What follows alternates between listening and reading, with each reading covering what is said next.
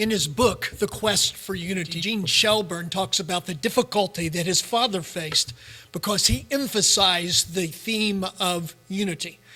Martin W. Stone said that unity should be the polar star of our movement. And his father really stressed that, being one with people even that are different in some ways than we are. And he was hunted and hounded because of that. Powerful men used their influence to have him fired from jobs or canceled from speaking engagements. And Shelburne observes that sometimes it is the quest for unity that becomes the most divisive of topics. He asks, have you noticed that just about any great reconciler you can name in any era of the Christian faith has been heckled and hounded and harassed by the very people he tried to unite? People who stand up for unity always seem to draw fire, usually from their own people. They get fragged by their own troops, to borrow an ugly metaphor from Vietnam. Nothing has been more divisive in our history than this emphasis on unity. I mean, the Apostle Paul is a good example of that. We think of Paul as the great defender of the faith, the missionary that took the gospel all over the world. But in his own day, many in the church thought he was a troublemaker because he stressed the topic, the necessity of unity. Jews and Gentiles had to become one in one church. And because he emphasized that unity, there was some that were his opponents. So if unity is so divisive, why should we continue to stress it? Because Jesus did. As he was preparing the apostles for the eventuality of the cross, he tells them, a new command I give you, love one another. As I have loved you, so you must love one another. By this, everyone will know that you're my disciples if you love one another. A little bit later, in the same context, he says the same thing. My command is this, love each other as I have loved you. And then later on in the same paragraph, this is my command, love each other. And then in Gethsemane, as he is getting ready to go to the cross the very next day, he's praying to his Father. And among other things, he prays this, my prayer is not for them, the apostles, alone. I also pray also for those who will believe in me through their message, that all of them may be one, Father, just as you are in me and I in you. May they also be in us, so that the world may believe that you have sent me. I and them, you and me, so that they may be brought to complete unity. Then the world will know that you sent me and have loved them as you have loved me. Part of the process of getting the apostles prepared for the cross was getting them to be together, to be unified, to love each other, because they were going to need to encourage each other and lean on each other for the process ahead. And so it is with us. The world will believe that we follow the Christ by the way that we love one another, by the way that we live together in unity.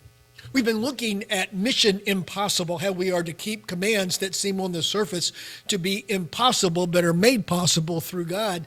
And this seems to be one of them, this call to come to complete unity. There are, depending on who's counting, between 40 and 45,000 different Christian denominations. Now, most of these agree on the basics of the Christian faith. Most of them could stand shoulder to shoulder and repeat together the Apostles' Creed if you gave them the leeway to define a bit differently some of the terms there. Indeed, at the same time, we seem to want to fight over every little detail. I've shared before that I had a guy one time say that Denby wasn't a true church because we had NIV Pew Bibles. Well, guess what? Jesus never commanded or asked us to use the same English translations of the Bible. That would have been a little bit difficult. But what he does ask us is to be unified, to be one as he and the Father are one. That to be one with him, we need to be one together. Texts in the epistles are generally written not to discuss unity in the broad strokes, the unity of the church universal, but rather to help small groups of Christians to get along, because that's what they were having trouble doing. And so one of those texts I want us to look at this morning comes from Ephesians chapter 4.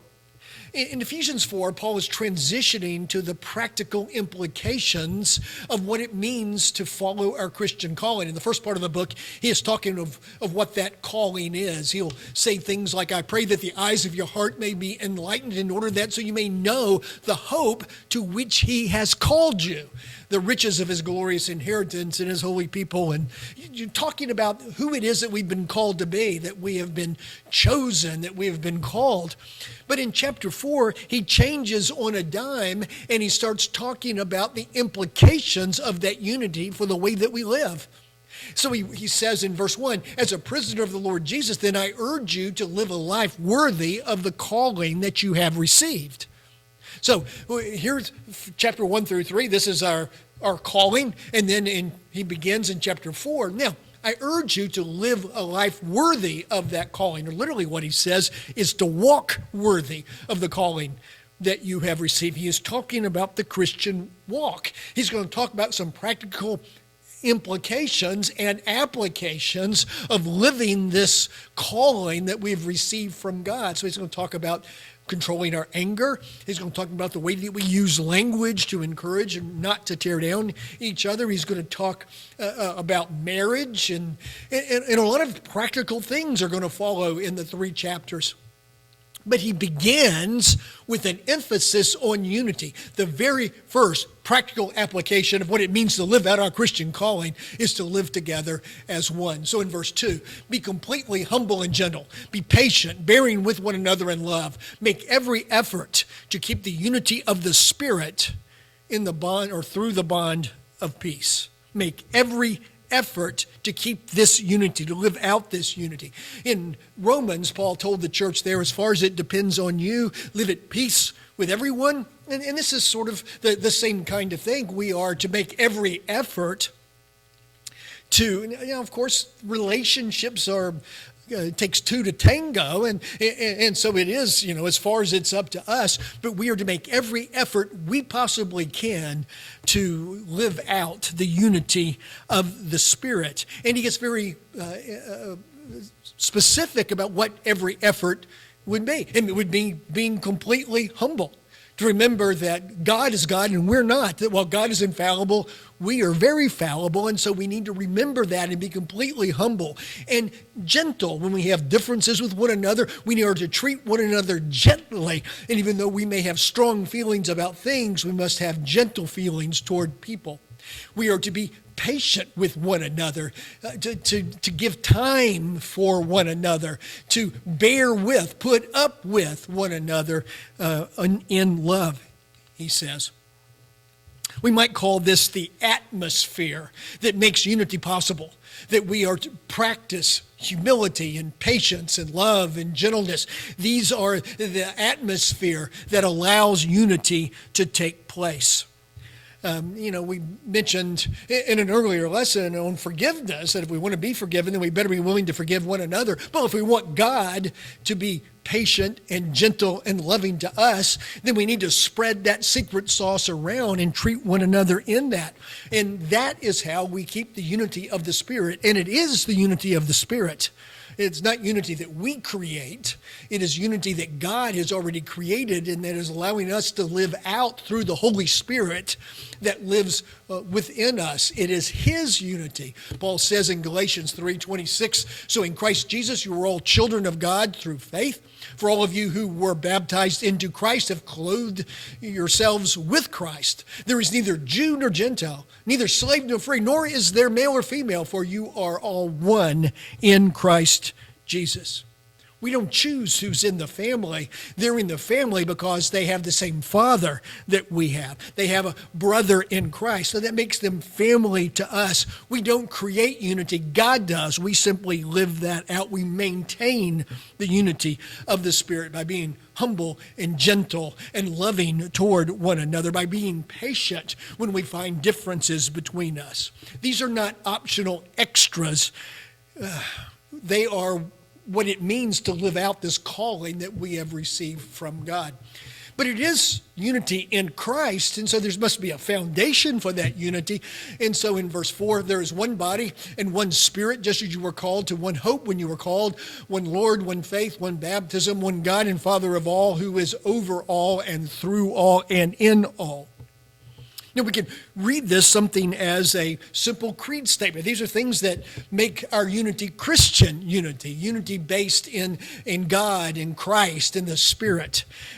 We can have unity in an organization, on a sports team, or whatever, but the unity that Paul is talking about is a unity that is in Christ. So Christian unity must be centered in God. So we can look at this as sort of the foundation of our unity, that there is one body, one Spirit, one hope, one Lord, one faith, one baptism, and one God and Father. And so we can see this as the kind of the irreducible minimal of things. And so maybe that's what Paul's doing here, but I think it's a little more practical than that. I think Paul has given us a math lesson. He's calling us to be one and then reminded us of all the things that we believe in, all the things that we trust, the things that we have entrusted our eternal salvation to. They're all one. There's only one body because there's only one Spirit and only one Christ and only one God and only one hope and faith and baptism. All of those things are one, and so therefore we must be one. If we believe these things, then we will do our very best to maintain the unity of the Spirit in the bond of peace. So there you have an atmosphere for unity, love and humility and patience. And then you have a foundation for unity, these ones that he mentioned. Now the question is, when unity breaks down among believers, which is it that fractures first? Do churches fight because we can't agree that there's one Lord, one faith? Or do churches fracture because we lose touch with the atmosphere that makes this unity possible?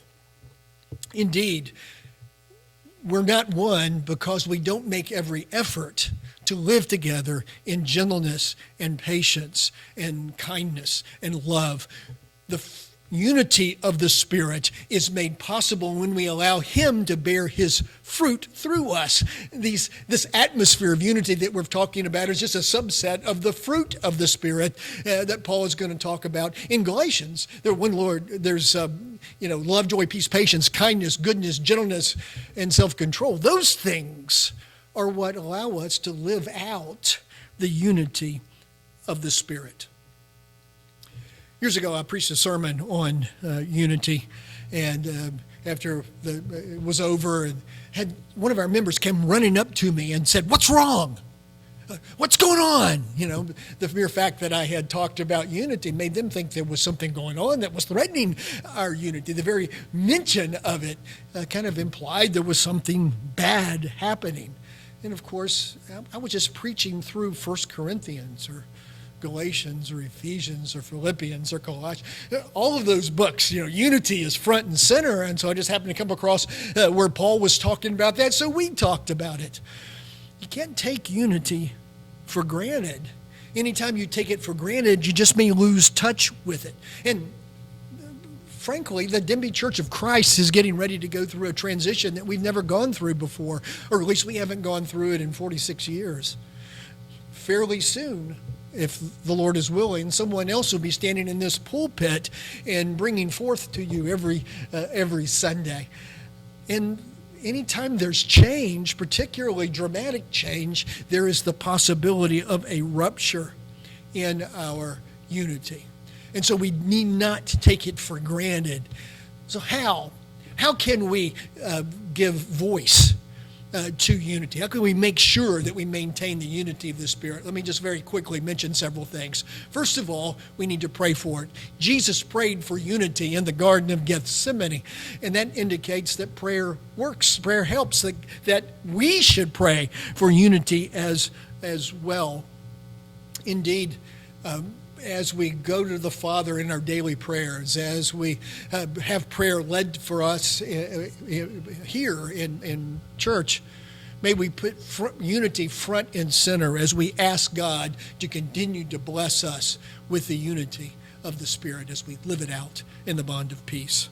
Secondly, we need to focus on that which makes us one. We need to focus on the cross. Paul says in Galatians 6 and verse 14, may I never boast except in the cross of our Lord Jesus Christ, through whom the world has been crucified to me and I to the world.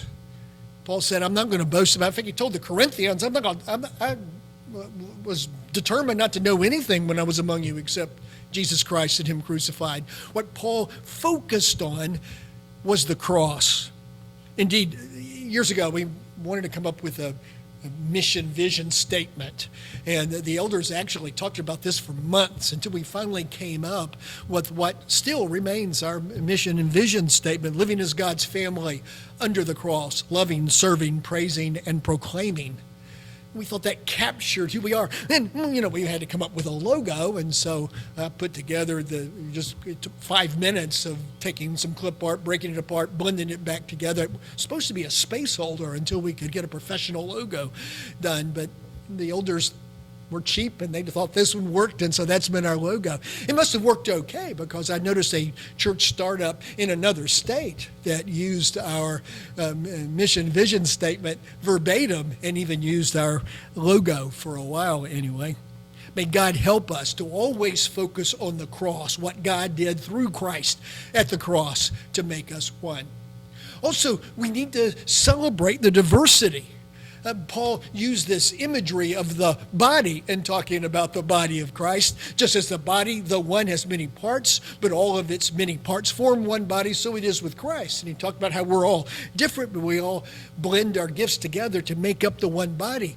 That the unity that is possible through the Spirit is not uniformity. We don't have to be the same. You don't want a body that's all a foot or all a hand.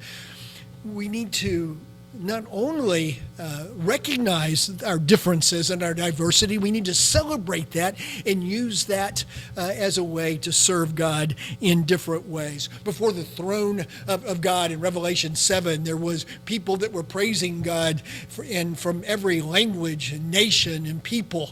And so it is, the church at Demi is made up of very different people, but together we celebrate the oneness that God has created in Christ Jesus.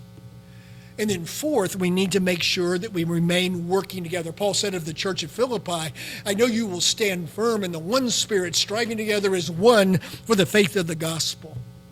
The more we are focused on serving together, on working together in Christ, the more unity that we will enjoy, the less time we will have for the silliness that often breaks apart churches. When we stand facing the enemy, we by necessity, it's just geometry, right? Stand shoulder to shoulder. During peacetime, soldiers may get into fistfights in the barracks, but when there's a war, when there's an enemy to stand against, when the shelling starts, then there is a unified effort. And so we need to stay busy and working together for the Lord. And then finally, we need to watch our speech. Paul says to the Ephesians in chapter 4, verse 29, a little bit later than the text we've been looking at, do not let any unwholesome talk come out of your mouths, but only what is helpful for building others up. We need to recognize that our language can tear down the unity that God wants us to have in Christ Jesus. Nothing tears down a unity among believers faster than gossip, loose lips sink churches as well as ships, or complaining, which we're going to talk about next week, or expressions of anger, which Paul deals with both in anger that is hot, fits of rage, and anger that is cool, bitterness. Just make sure that we don't let anger get the best of us. If we want the church to be one, then we need to control our language. A sculpture of a horse can be very impressive and dramatic and realistic. You can look at the sculpture and see muscles rippling beneath the animal's skin, its nostrils flaring, the mane blowing in the wind. It's an exact representation of what a horse really looks like, except for one detail: there's no life in it. And so it is, a church that claims to follow Christ may be impressive in its worship, it may have a great organization, it may have many ministries, but if it doesn't have unity, there's no life in it. Without love, without unity, we're just a poor imitation of what God calls us to be. May God help us to be the loving and unified family of Christ, living together under the cross, loving, serving, praising, and proclaiming. Let's pray together.